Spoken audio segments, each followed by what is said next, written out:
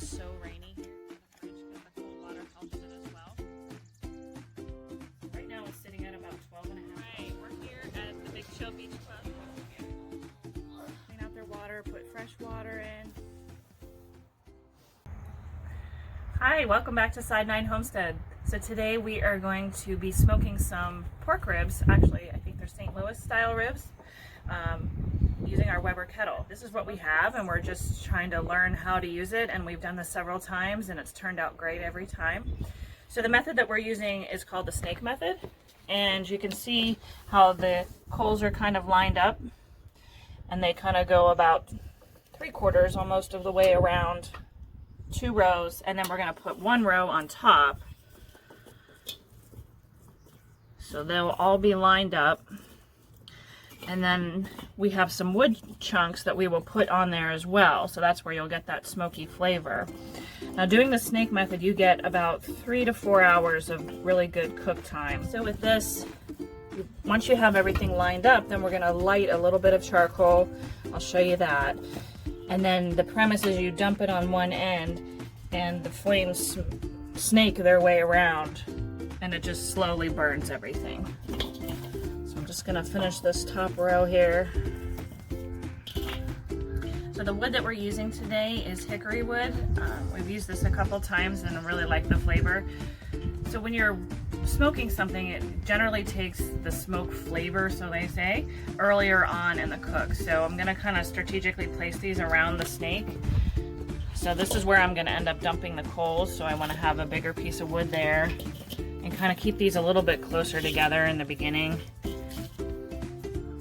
Should be good. Now we're gonna get our coals lit.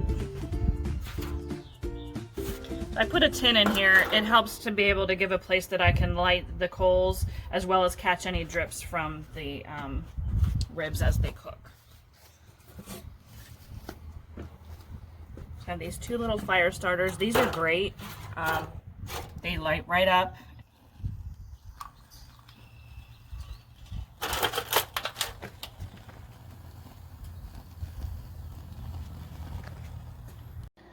Okay, these are some St. Louis ribs. You can see this has kind of already been trimmed. We got these at Costco. But when you feel them, there's no bone over here. Like the last bones are kind of like right here. And you can see how this is really thin. That's gonna cook up really fast and will probably burn. So what I'm gonna do is trim that off and probably square off this end as well. But don't worry, that's not going to go to waste. So what you can do with that trim is you can grind it, make sausage with it, do different things with it. So it's not going to go to waste. So I can feel that there's a bone right here, but it's very small. I think it ends like right there. So I'm just going to cut this. Now we're ready for the salt and pepper.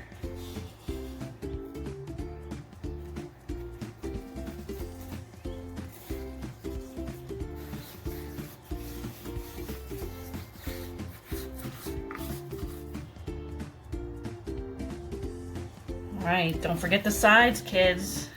That counts. You want to make sure you get all those. Now I'm starting with the bone side because the other side is your presentation side, so you want to kind of keep that nice. You don't want it to get messed up before you put it on the grill. Alright, now we're ready to flip.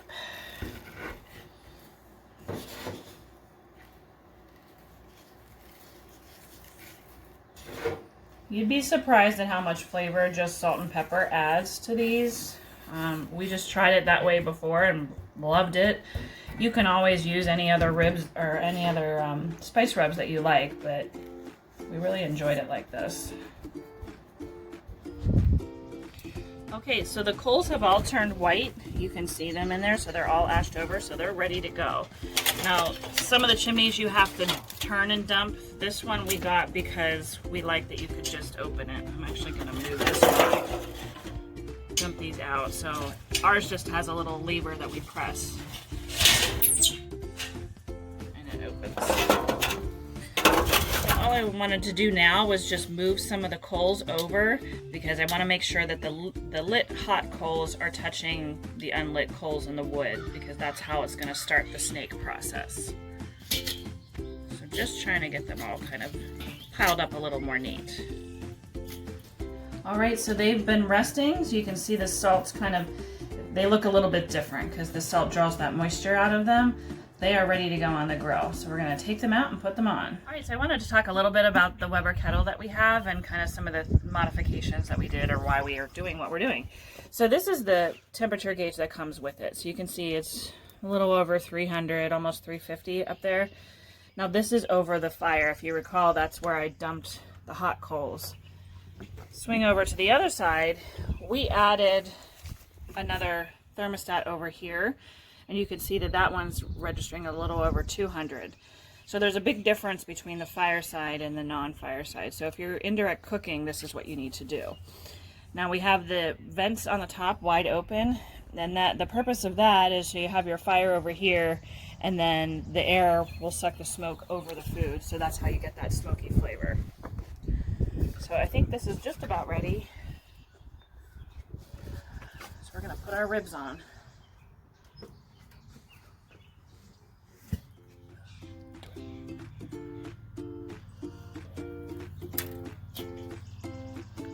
Okay, so I have them on the opposite side of the fire. Now, as this burns and goes around, I will have to move this, and you can turn the top grate so that you can kind of keep moving it with the fire. So that's it. They're ready to go.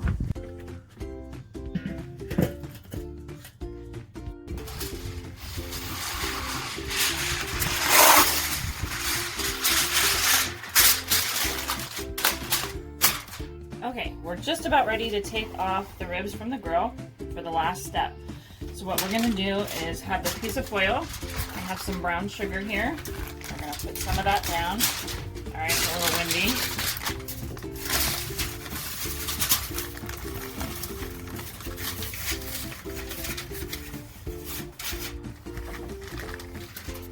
And this is just some butter that I cubed up. This was about 5 to 6 tablespoons. I wasn't sure if I would use it all or not, but we probably. And then we're gonna top that with a little bit of honey. So obviously the challenging part is getting it out of here. Oh. Excuse me.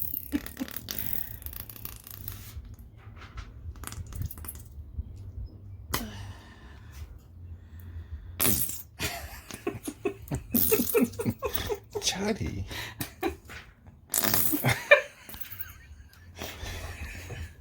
Oh, yes, we are 5 years old. Okay, now comes the fun part. All right. So now, well, I almost tripped. These, we're going to put the meat side down. It's a little tricky. Look at that nice bark. And that's on the bottom side. The top side looked just like it. Okay, now we're just going to wrap this up. This is going to go back on the grill for about an hour, maybe a little less, because they're cooked now. This is just kind of softening them up and putting a little bit of a glaze on it. Okay, it's been about three and a half hours probably.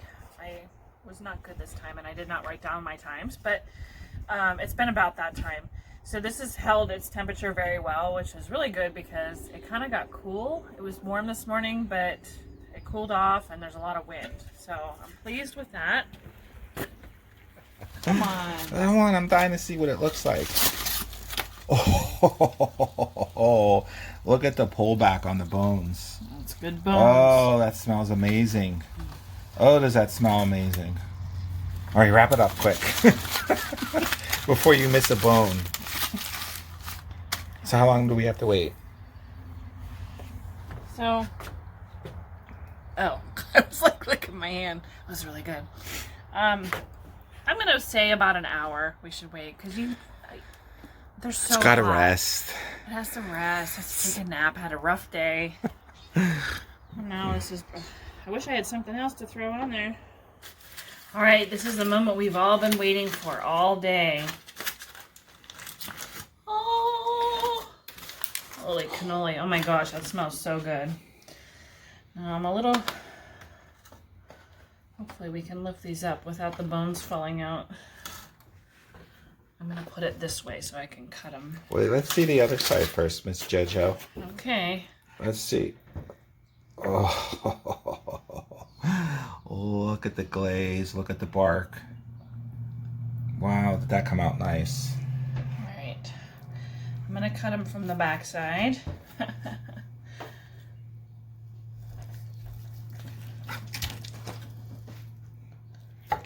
It's your smoke ring. Oh. So the smoke ring is how it's pink on the edge. That's from the smoke. See if one of the inside ones. That was some good smoking. Look at how it's pink.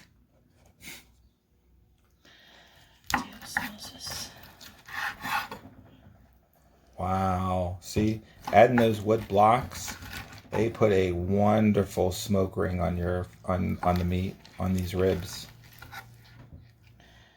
It's hard to tell where the bone is and where it's not.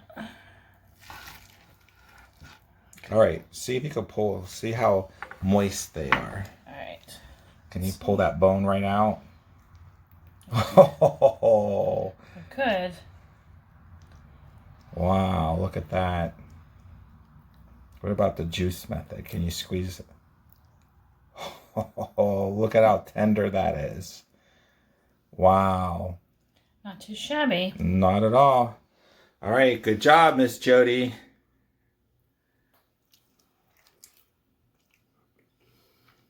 Oh my god.